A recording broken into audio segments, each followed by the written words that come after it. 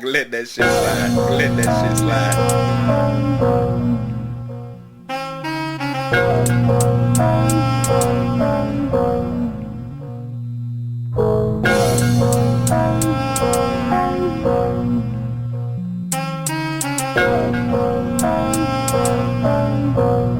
Man, put the eighth down and come solve these problems.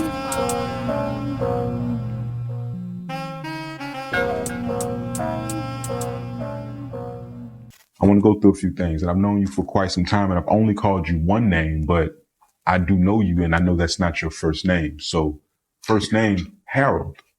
Harold. Yes, sir. That's my father's name. That nigga, that's your name too. Exactly. That's so you're a junior. Yeah, second, but yeah. Okay. So he even has the middle name. No. Okay. I got a middle name. All right. Well, what do they call you where you from? Let's get there. Let's get to some of these nicknames. What do they call you where you from, bro? So, break that shit down for me. So Harold is my dad's name. Mm-hmm. Darian is my middle name. Of course, you know about Darian, and that's pretty much it. Now, yeah. Cam came from, you probably know some of the cats that, I hung out with, Demetrius Borders and Rasheen Holton. Okay. So those are guys I kind of rock with for a little bit. And what ended up happening is, we wanted to have our own little thing while we went out to meet girls or whatever. So we gave our own little names, and that was what it was. Rasheen was Sky, and Demetrius was Naven. So that's what we did. We just had our own little thing going. And for some years, it got to a point where we weren't calling anything else. And even my current baby mom calls me Cam. Who? Cam. No, but who you said call you that? Current baby mom. Oh, okay. Latest one calls me Cam, and she does not know me by anything else. So it's to the point where it's like all her friends, family, Cam. It's like that. Harold there, though, I don't exist no more in their eyes. And so it's wild to me. And, I gave my daughter my nickname, but it's Camilla. But yeah, Cam is something that was just a fictitious name that I made up. Mm-hmm. And, that's my acting / social media presence name. Mm-hmm. So Cam on camera is what I go by. And you put it in your daughter name, Camilla. Yeah. I know. Okay. How old is she? Which one is Camilla? She's 2 now. Oh, that's beautiful. She's about to be 3 in August. Okay. So, yeah. Okay. All right. So you perform. Talk about some of that for me. Like, because you said you got a stage presence, but you know what? Keep that in there and think about that.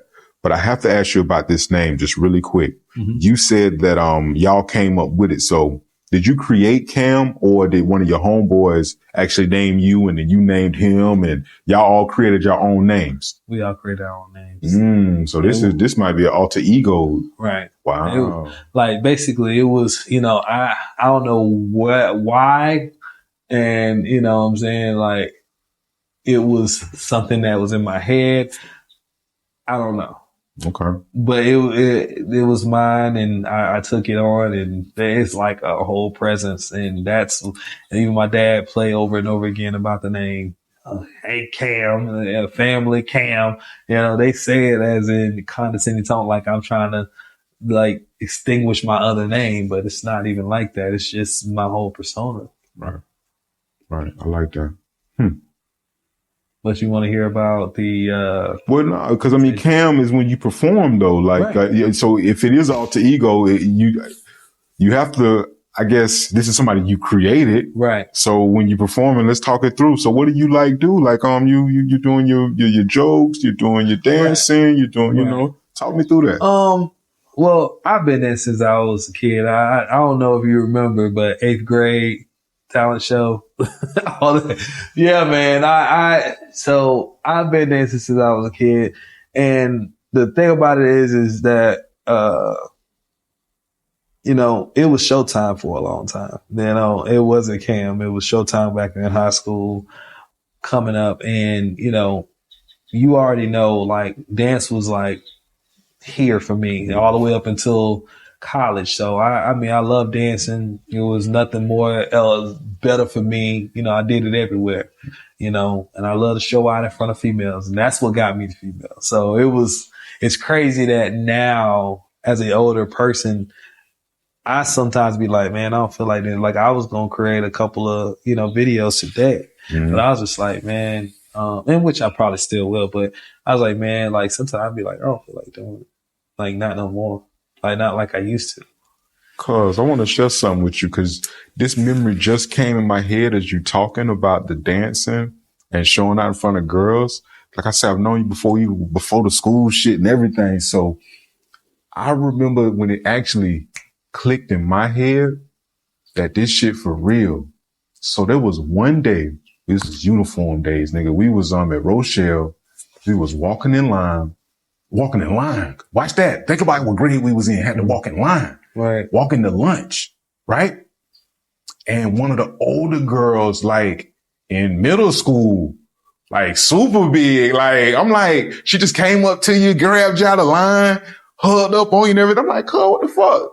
And you was like, that shit ain't that. And I'm like, I don't remember that. I remember this shit clear as day. I don't know why, dude. It just hit me. And I was like, she was like in probably like 8th grade or something. She was way older than us. And you was like, yeah, that's my girlfriend or something, but not really. That she ain't nothing. And I'm like, this nigga really is doing this shit. Young. Super young. I just like to give credit where credit is due. I know you don't remember it. I have a crazy memory. I remember stuff from my childhood like it's stupid, bro. So that's on me. That ain't you. It's a me thing. But when you was just sitting here telling me about that, I'm like, I remember we was being at T. Shirley apartment in the front. We used to be doing them flips and shit in that little grass area off the little brick shit. Yeah. I remember so just trust me when I say I remember our childhood on spurts. And that was a moment that stood out for me. Little brown skin. I don't know her name. I couldn't even if I seen her today, I wouldn't even know. That's middle school. But I remember that situation. I'm gonna throw that out there. You know what I remember about our childhood? Oh, here we go. I remember a couple things. Here we go. Go ahead, run it. We get caught with the porno. Yes, because you begged me for the tape. You begged me. And I'm like, fuck. Here, man, but look, don't get caught. Yeah, and you watching it before I even left. I knew you was gonna get caught. I'm like, you popping in before I even left, bro. No. Come on, Did I ever tell you what happened? Did I ever tell you what happened? Huh? Go ahead, man. Okay. Go ahead, bro. So, what happened is... You was gonna get caught. Listen. I had them tapes forever. Listen, I did not do it like in front of anybody. It wasn't like I was in the living room watching shit. I was in my room. And my dad was a creeper. Like, and I'm not saying like creeper, like he was creep. He just was creeping around, bro. He catch me on some other shit. And I used to try to lock my door so he can't get in. Funny thing is my brother done smashed girls in the room while they was home. Never got caught. Damn. Oh yeah. I got caught every time. I smashed girls in my room, got caught. Anyways, I'm in my room, you know, watching this shit. Of course, my dad come around to the window outside where our porch was, say, this is the porch right here. This is my bedroom window right here. I'm sitting there watching the screen right here inside. This nigga in there watching. He could have been masturbating while I was. I don't know. Right. But I'm just saying, like, bro, it wasn't like I was just, you know what I'm saying, all in the open with it. I was sneaky as fuck. Yeah. So, you know, and the thing about it is, it's funny because my son done did it. Yeah. But I don't even get mad at him. Yeah. Like, I'd be like, what you watching? You know what I'm saying? And I tell him, like, bro, you know, about it. Right. But the one thing my parents didn't do with me, because their generation didn't do that, you know, and even when we got caught, my dad never really taught me about condoms, taught me about nothing. I didn't even know about condoms. I had a used condom from my brother, and I showed my mom when I was a kid. She was like, I was like, Mom, what's this? That's a condom, boy. And my sister, that's what my sister said. But the fucked up thing is nobody taught me what that was, how to use one. And we had sex ed class, but your parents should have taught you those things. If you on the sex ed for education, sex, well, that's tough. And my thing is, that's tough. And that's the reason why my kids don't have kids, because I made sure my second daughter, she's wild like me. And I'm not saying she's out having sex with everybody. Yeah, no. But she, you know what I'm saying? She wanted, and she wanted to get it. And so she got it however she could. And, you know, the thing about it is she was sneaky about it. But I told her, I was like, oh, you ain't having no kids. I was the one that put her on birth control. Got it. Because I was like, bro, you're not having kids on me. Yeah. She still don't got kids. So you're not a grandfather? No. Okay. I ain't stupid. Jeremiah ain't having no kids either. Bro, I was telling her mom, I was like, bro, like, little boys need to be able to get their nuts clipped at 16. It's reversible. So I was like, bro, it's better, especially because the females these days, the new generation, I want you to take me on $200 dates, this, that, and the other. Jeremiah ain't finna get caught with no baby mama. Because at the end of the day, Jeremiah, little cute little boy, like some of these other little cute little boys out here with the girls loving him and stuff. You know, he got little dreads and stuff like that right now. Bruh, nah. My son ain't finna get caught up in no shit like that. Because at the end of the day, I was caught up with the coochie. I'm gonna make sure he knows how to use a condom. I'm gonna make sure he knows, you know what I'm saying, what to do and what not to do. Not to let no chick bring no condoms. You only bring your own. You know what I'm saying? My my cousins, all of them, I taught them all this. Why, you know, my uncle, Nene, they tell them about that shit either. They were very churchy. And I told my cousins, I was like, bro, don't have no kids. I said it more than once because I was like, you don't want to be in a position like me. And only my cousin Nene, Nathaniel is my uncle. He named his first son Nathaniel too. Mm-hmm. We call him Nene. He had a kid right before he left high school, and it was kind of my fault. Hopefully my uncle never hear this, but I had an apartment in Orlando. He came over there during prom night and he just smashed the girl in my second bedroom and left. But I didn't know he didn't know what to do. And apparently this nigga had a kid, but he's a good father. He's married now. He got 2 more kids, you know, from same woman. No, not same woman, from a different woman, but he ain't been sleeping around like me. See, my thing is it's all about what the parents teach you. And like I said, I think I had an impression on all my cousins' life because I told my older girl cousin, younger girl cousin, Devonda, when she came to visit FAMU when I was there. And I was like, bro, you might want to stay at home because, you know, at the end of the day, you know, you'll be safer back down there and you'll be able to, you know, and I told her at the time, I was like, go to community college, then go to college. You know what I'm saying? I wasn't telling her she was going to be out there wild, just basically telling her the best steps to save time and money. And so she did it. Do as I say, not as I do. Right. Got it. And that's a motto. She thanked me for that. And she thanked me for it. That's a motto. I want to ask you something. How about this? Do you have any, cause you give a lot of good advice. That's what you be tired. I'm hearing this. This is good advice to the young people. Cause I learned. Right. So even through all that, do you have any mottos in life? Any mottos that you live by? Like any words to die to? Like anything? Like, I mean, you just said no children, but that's what you're telling other people. Right. But you got a 2-year-old, you got a newborn, you got to know, you know, so you have children, you live in life. It's too late for me. And my thing is, don't get me wrong. I love kids.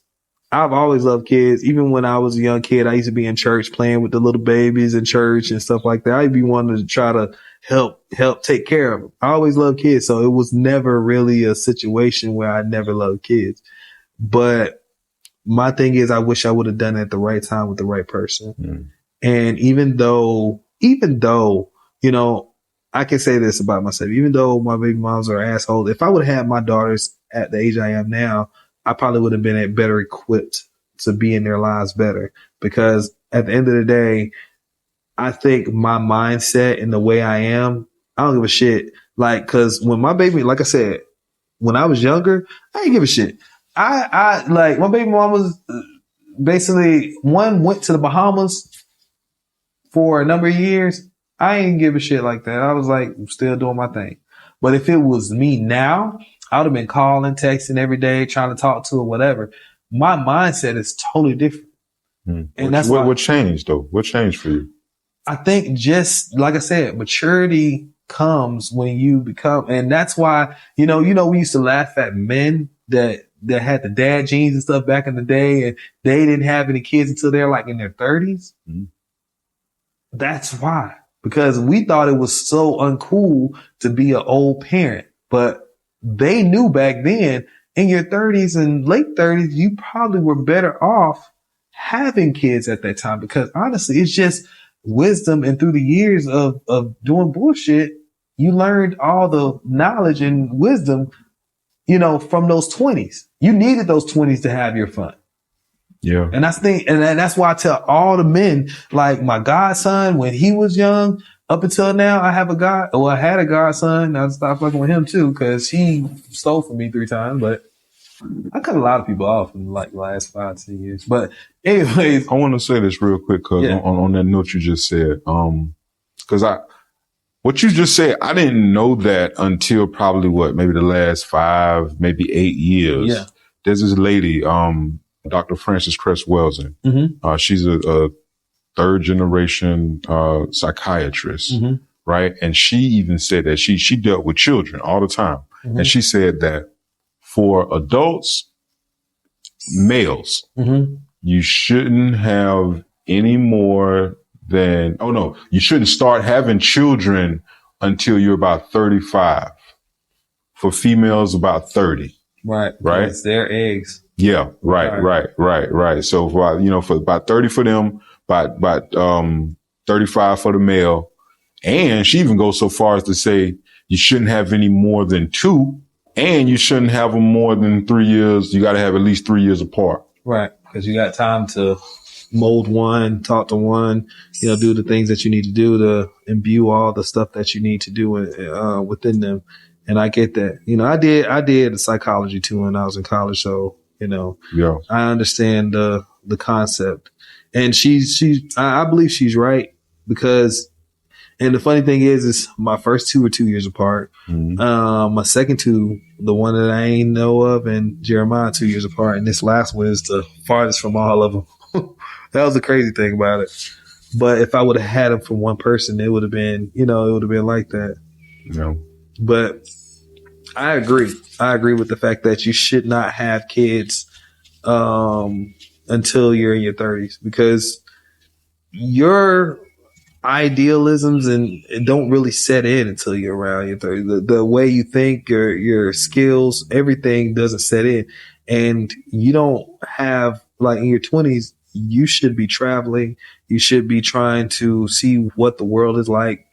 And when you're in your 30s, that's when you need to settle down. You need to figure out where you want to go for a legacy, whatever. That's where you need to figure out what's going on in your life, because you really don't know that in your 20s. You don't know. And I was just a wayward kid in my 20s. I really did not know where I was going. Yeah. I was up, down, left, right. And when I was in my late 20s, 28, that's when, like I said, when I had my son, that was when I was like, okay, now I know where I want to go. And then when I got around 35, I was like, okay, now I really know where I want to go. You know what I'm saying? People don't really get to that point until after they done made a bunch of mistakes. Yeah, that experience, man. Life will hit you like that. Has someone ever given you a last chance? And for what? Like an ultimatum? I think everybody gives you an ultimatum. Whether it's parents, living with them, whether it's ex, she's like, well, either you stop doing this or I'm leaving. I mean, I can't think of any particular person that really gave an ultimatum that I cared about, to be honest. Oh, so when they give them, you don't even pay attention to them. You do your own thing. Yeah, because I feel like ultimatums are just a way of saying, hey, look, you either do it my way or the highway, and I don't deal with that type of shit. Like, you can't try to put a person in a box and expect them not to try to get out. You know what I'm saying? So, I think more or less people that give ultimatums, they just want control. And especially, and if you really, I mean, we talked about if it wasn't really an ultimatum, but it was, if you really want to talk about it. So the whole baby mama latest one, which is like my life right now. I think baby mamas are my life. You know, she didn't say the ultimatum, but she basically showed it. Like, you either need to be with me and you can be around this kid or not. And that's what she showed, because I set it up that way. So when I originally came back into her life, and I didn't tell her this yet, so if she ever listens to this, it's going to be wild. But when I came back into her life, I never expected to or wanted to be with her, because after that situation with my son that happened the prior year, I was like, I really don't want to be with you. That was kind of a turnoff. So when I came back after those 6 months sabbatical, I was just like, I really feel as though, you know what I'm saying, I'm coming back for my kid. That's it.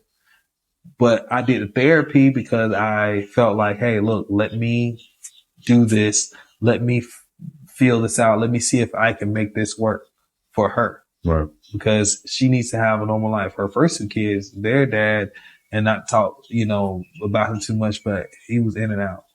And I don't want that for her.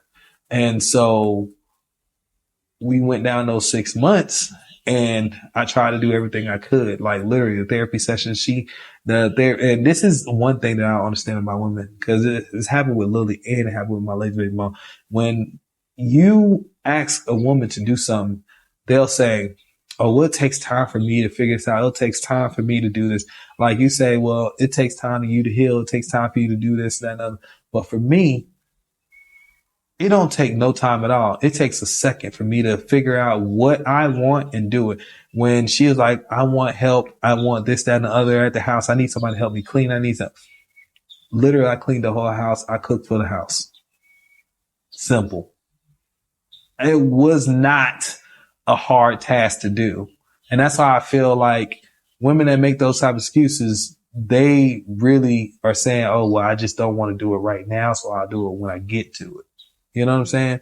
So, getting back to the whole ultimatum thing, after I told her the following year, after those 6 months, I was like, I don't really want to be with you anymore, because I was trying to work things out. I was trying to talk to her. She just wouldn't listen. She wasn't, you know what I'm saying, trying to really work on things. She just wanted to be in her mad stage.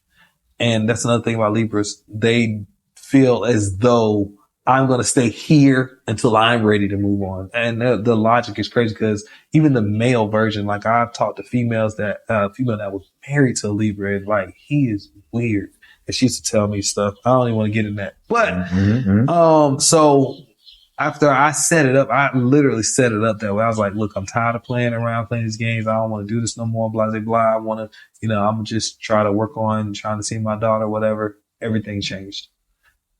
You know, we were supposed to go on a vacation. When I came home, me, my son, and our daughter was supposed to be going. I done set up a place over there by Disney. She was like, oh, well, I don't want to, she can't come with you until after the court, because I took her to court, because I was like, bro, you're not letting me do the things that I want to do with her. And all I'm asking you to see my daughter. You make it seem like I'm trying to take her to a different state. But me seeing her is a problem for you. Right. So after I told her that, that's when everything changed. So I set it up that way because I knew exactly what was going to go down. Like I said, I got the text to prove it, because I did everything through text. So that was her ultimatum. It was like, you either be with me and be with around the kid. And even now, you know what I'm saying? Like, I already see how it is. But I told her, I was like, listen, we can hang out, mess around a little bit, but honestly, I don't want no relationship from you. But how she is thinking in her head, she's probably in her head saying, oh, well, I can go ahead and try to work on just let him hit it first and get him back in, and then we'll see how it goes. I'm like, bro, my life is totally different now. Like, I've been changing all these years, and I can promise you there's no feeling in me trying to be with you. Honestly. I mean, I give her that relationship type vibe. Okay. But honestly, I'm only doing that because I am getting the easy access to something that honestly I don't have to work for right now. Which is, you know, pregnant though. She can't. Okay. That's the good thing about it. All right. All right. So you plan Easy to say, access. okay. All right. I like that one. When have you ever made the first move? Give me a I time. always make the first fucking move. Females don't make the first move, and I don't mind females making the first move with me because I'm on social media dating now is the way where females can make the first move. But at the end of the day, men these days, they feel like, oh, well, it don't matter. If she made the first move, that's fine. Like, Lily, the one I was with 5 years, I made the first move on her, but from her standpoint, she always made the first move with dudes. What And it she was say? funny. She Like, told you that. yeah. Okay. And it was funny because I was like, damn, it seemed like I'm the one that usually make the first move. But she told me like, I'm usually the one that make the first move. I was like, this is wild. So I was just really blown by that. But with her, and any other female that I met on social media, same thing. You know what I'm saying? And not social media, but That's different. Yeah. Any time that, because we came up we had to walk up to our girls with a phone number, all that other stuff. We didn't have this whole social media dating and dating apps and stuff. We had to go. I remember going to Strawberry Festival. I ain't gonna never forget, Kiki back in the day. I don't know if you know her. She went to Lakeland, but, she been around. I can say that, but, I remember meeting her for the first time. And we were sitting at a ride, and I went and handed her a piece of paper with my number on it. And then throughout the years, me and her just seeing each other, and then we just got together in 11th grade. That's when I got caught in the room having sex. Yeah, that was the time. That's another day. We gonna talk about that, but yeah, man. I'm always the one to make the first move, always. And these days, right now, I'm focused on the money because I feel like if I would have focused on the money, I would have been more equipped, because I feel like most men think that, and sex is free. That is true.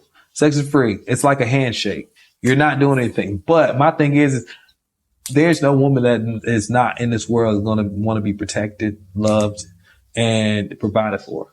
Even if they have the money, they still want to feel some type of protection. So if you can't do those simple things, every man should be able to, you're not going to get anywhere with most females. And it's a level to each female too. And I realize that, the more money you got, the levels of the woman that you get. And it's not, it's on the levels of beauty. It's the levels of mindset. It's the levels of everything. So it's just, and we learn from, who Kevin Samuels is, right? We learn from Kevin Samuels about statistics on women and what they have. So I know that a lot of women don't have it like that. We know, because only a small percentage own businesses, only a small percentage make a certain amount of money. Most women don't make that money. And I learned from my baby moms and other people that a lot of women don't have it like that. Right. And they choose jobs generally that they don't get it like that. So it's like, we learned all this stuff from Kevin Samuels. He talk about it a lot. So. But he also talk about the men who actually, okay, so if you want that type of woman. The high value man. Hold on, I'm trying to get there. Okay. So if you want that type of woman and you are a high value man, what I'm hearing from the way you get there is you diverting the energy. So your energy that you were thinking about was all women. Right. But then now we say we switching that and we going to chase the bag. We going to get the money now. You know what I'm saying? To bring my status up. So now I can go to a higher level and also tap into a different market when it comes to women. Not just for women, but right. But you go up higher, you get different like type of women. You see, the thing about it is when you get to that level though, and I made six figures. When I had my trucking business, I made damn near I had made $350,000. So I've been there. Yeah, but the thing about it is that it's not even You brought up Kevin Samuels. Yeah. You can do that. but now he needs to know that you made that for a consecutive 2 to 5 years. Yeah, I agree. Okay. Cause see, we can hit a lick, but then now, you see what I'm saying? Back to, which is true. And that's the thing. All right. I'm not. I know my boy now. I know his philosophy. Oh, me too. That's what I'm saying. I know. I agree with that. Yeah. And my thing is that's why I'm where I am now. What I'm doing now is I'm basically putting myself in a position where I continue to elevate. But what I was trying to say is I don't want to just be on a certain status to get one level. See, once you get to a certain status, you get all levels. And that's what you want to attain as a man. You shouldn't be able to get one level because you elevated. You should be able to touch all levels from the low class to the high. And that's what men don't understand. Even though, you know what I'm saying, we kind of feel like, okay, well, we want that high class woman. It's not always beneficial. Mm-hmm. So my thing is you might be better off with just a decent chick. And that's one thing that I realized, you know what I'm saying? Those decent chicks, they are down for you. Those high class women don't want to give you all the problems. So, but the thing about it is even a decent chick is going to want to be provided for. So you got to have the level to do it. And the thing about it is just like with, Nick Cannon, having all these kids, it does not matter if you have 30 kids. If you have the level, women will still fuck with you. And we've seen that. You know what I'm saying? From kings all the way back when till now. You can have 50,000 kids, but another woman with no kids will still fuck with you just because you on that level.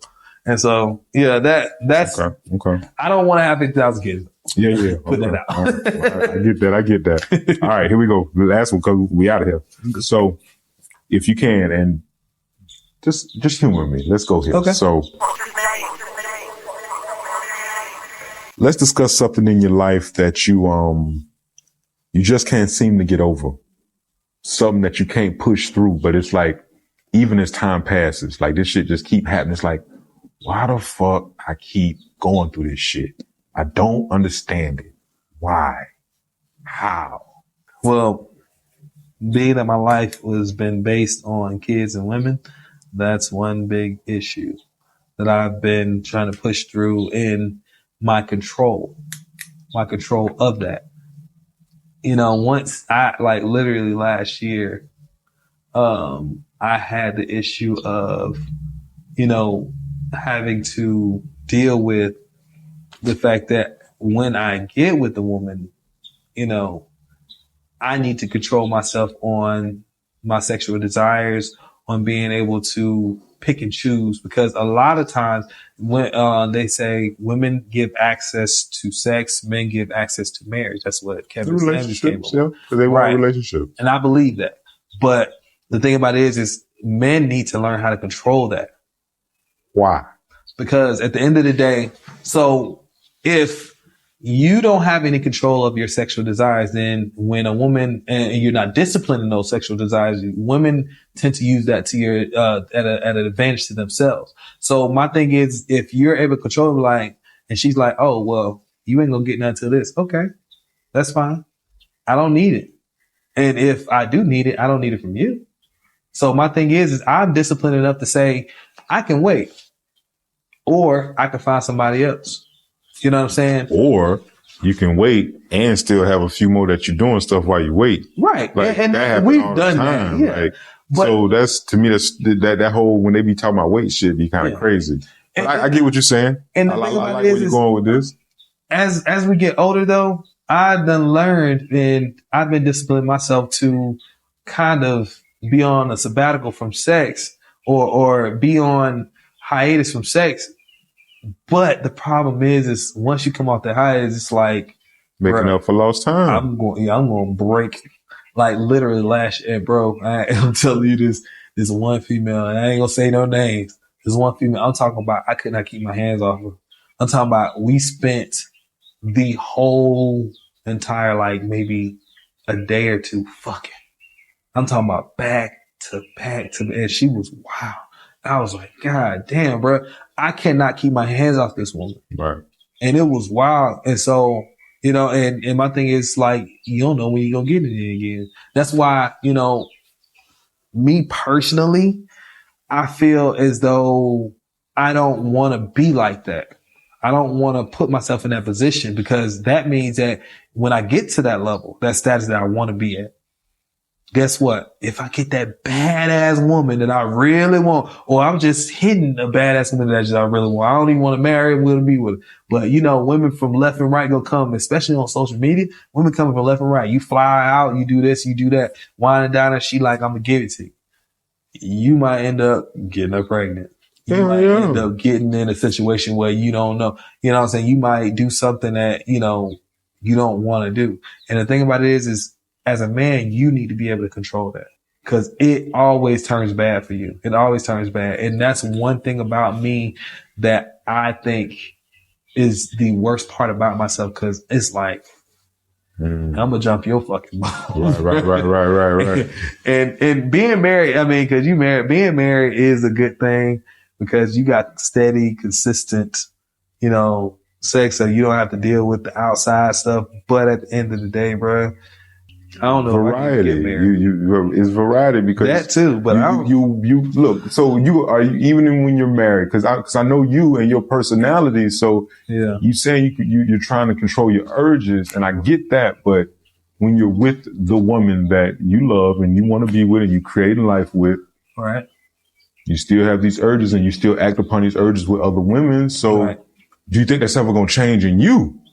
Like that's a you thing. Like and I'm gonna say that's a man thing to a certain degree. It is because every man for the most part is kind of like that. He want all flavors, and don't take no love away from the one that you got. Right, but they don't understand that they love differently. Right, they love you differently. And the problem with that is a lot of men don't know that it just doesn't. And I realized this about sex and being in a relationship, and maybe this could change as I get older, but for now I realize that sex is is something that naturally we're not supposed to have with one person. I don't know if it's and I say I don't know because as I get older my mindset could change again.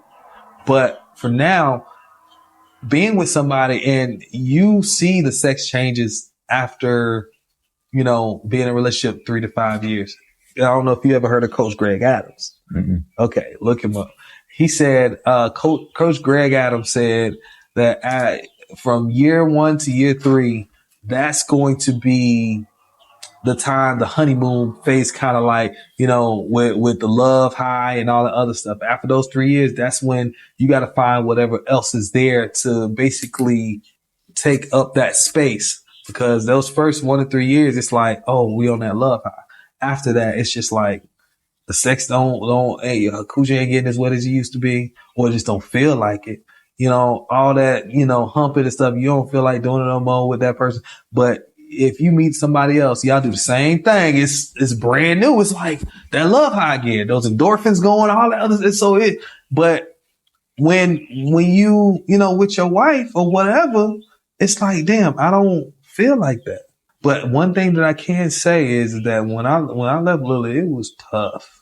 That separation was tough. It was like a link just, was trying to hold me there, but I had to break it somehow. I was hurting for a bit, you know what I'm saying? Whatever. So I don't know. Mm-hmm. But like I said, my mindset in the way that things work for me, bro, is that, I love this thing called life, and I love going through it the way that I'm going through it because it's showing me that, damn, I can teach what I didn't know when I was young. My dad didn't teach me this stuff. Right. Me and my dad don't have that talk relationship.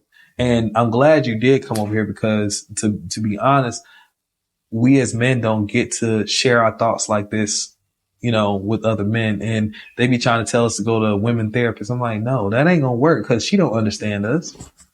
They're not going to understand us. So when we find, friends, family, or somebody that actually, can understand us on the male side, share it because we don't talk like that. Right. We talk, but we don't talk about the real stuff that's going on that can help people, man. Right. Because honestly, how much do you think I really helped my cousins and all them when I told them not to have kids at a young age, or You know what I'm saying? I helped my cousins on the advice that I gave them, you know what I'm saying, about girls and stuff like that. You know, it's a lot that I gave them that they really, I kind of feel like really helped them in life. Mm-hmm. Even if it's just that, you know what I'm saying? That is something that they learned to not touch. And like I said, I'm hoping to imbue some of that information onto my younger kids, because at the end of the day, those things that they're learning at this point from me, whether it's financial, whatever, they can use in the long run. Because like I said, I didn't get a lot of that from my parents. My parents were worried about the financial. Yeah. And now that we're older, it's like, okay, this is what I was missing. Yeah. And we missed, you know, and it's not saying our parents are supposed to be perfect. No, it's not saying they did the best they could with what they had. Right. That's how I always look at it. Right. You know what I'm saying? Right. And that's the one thing that I think that, you know, I get mad at my mom and dad sometimes because there's some things that I needed. Like I remember telling my mom recently, I was like, man, hey, look, you know, she was like, well, I tried to do this. I was like, that wasn't your job. That was dad's job. And I didn't say it, I tried to say it in a disrespectful way, but it probably came out that way. But the thing about it is, I'm like, bruh, there's a lot of things that I learned as I got older as a man that my dad should have taught me. Even though he was there, he was financially there. Right. But he wasn't physically there teaching me these things. He would want me to come out and help him do this. And again, I can understand his version of things because of the fact that his dad was like that to him. But he didn't know enough at the time to change and imbue some of that knowledge onto me. He was just taught, hey, get a good job, go to school, you know, do what you're supposed to do, whatever. That's it. Yeah. And so, and from the surface level, it's like, oh, that's good. He pointed in the right direction, but you needed a lot more. Right. Know? Yeah. Right. It was a lot of stuff, because imagine my dad just sharing the one thing about condoms to me. Right. You know, hey, don't ever you know you're gonna have sex. I mean, right. That's inevitable. Right. Don't ever not put on a condom when you go. Bring your own condoms. Don't ever. You know what I'm saying? Bring your own. And that's what I'm saying. And the thing about it, those are things that I imbued into my my godson and, you know, stuff like that. So I know that probably could have helped. Yeah. And so my thing is I don't want my kids to go through that, because it's worse. It's the worst thing you could probably do to get that feeling from that woman, and then you want that feeling all the time. Yep, real quick. Thank you for doing this with me, brother. Yeah. What do you call me? Like, what's the name you call me, and how do we meet? Just tell them that real quick, and we out. How do we meet? Yeah. So we met when we were kids, elementary, and well, from what I remember, and you know, I didn't even know you're part of the family until like my auntie told me, oh, well, Eric's mom is this and that and the other. And I'm like, oh, and it was just all good from there. So, you know, my biggest thing was, you know, knowing that I always like, damn, I mean, of course, over the years, we haven't been as close as we should have, but I kind of feel as though, you know, still, I mean, it's all love when you're around. But I'm going to start reaching out more. I love the session, though. I really did. I love the talk and stuff like and you let me talk on for hours, because I know I love to talk. Nah, but this is good. That's good stuff, though. And like this, so watch this. If we meet again, I know where I can build from. Oh, we're gonna do it again. You gave me a lot to, you know what I'm saying? I want my to build from. I want my skits. We could do something together. I don't watch the YouTube and I watch the IG. So yeah, I'm down. I'm definitely down. I don't dance. I'm gonna tell you that right now. No. So I ain't doing all this. I'm talking about the therapy session. I'm talking about a skit, because I was thinking of doing something today, like talking about some crazy shit, like, you know, be like, hey, you know, I had this bad dream about sucking a girl toes or some shit like that. It was like, she has a big ass man feet. And some shit. I just had something going, and I was like, man. And I'm gonna try to process you through this. Right. Yeah. It's like some weird shit. And you just like, what?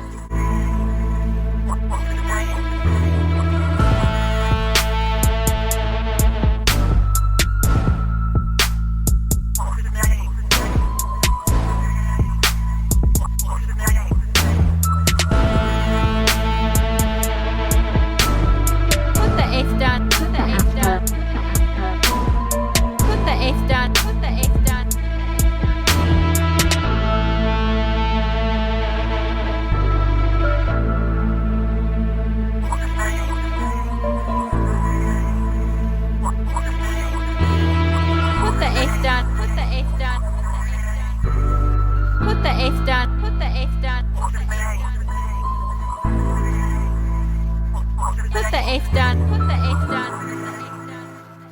the eighth down. Put the eighth down. Put the eighth down. Man, put the eighth down and come solve these problems. Understand I don't know y'all. Remember, I love everybody.